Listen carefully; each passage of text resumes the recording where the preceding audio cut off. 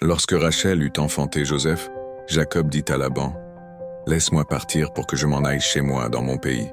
Donne-moi mes femmes et mes enfants, pour lesquels je t'ai servi et je m'en irai, car tu sais quel service j'ai fait pour toi. » Laban lui dit, « Puissé-je trouver grâce à tes yeux?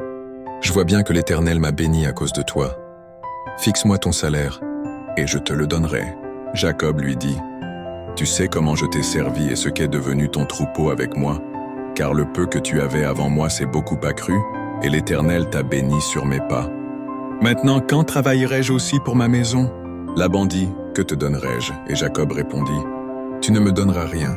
Si tu consens à ce que je vais te dire, je ferai paître encore ton troupeau, et je le garderai. Je parcourrai aujourd'hui tout ton troupeau.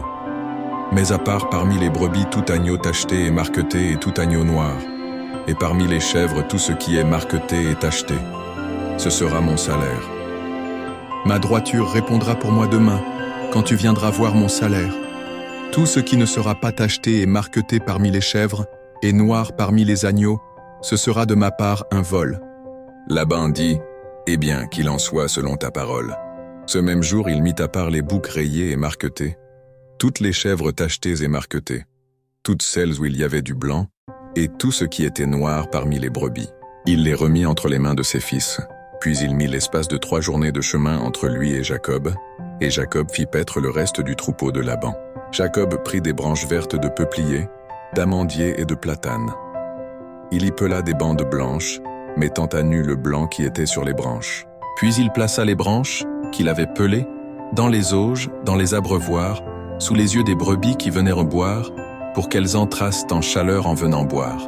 Jacob séparait les agneaux, et il mettait ensemble ce qui était rayé et tout ce qui était noir dans le troupeau de Laban. Il se fit ainsi des troupeaux à part, qu'il ne réunit point au troupeau de Laban.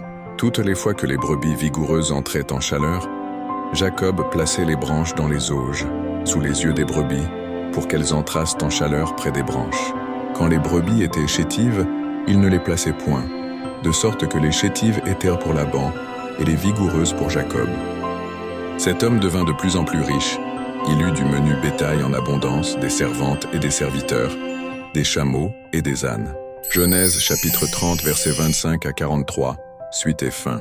Traduction Louis II.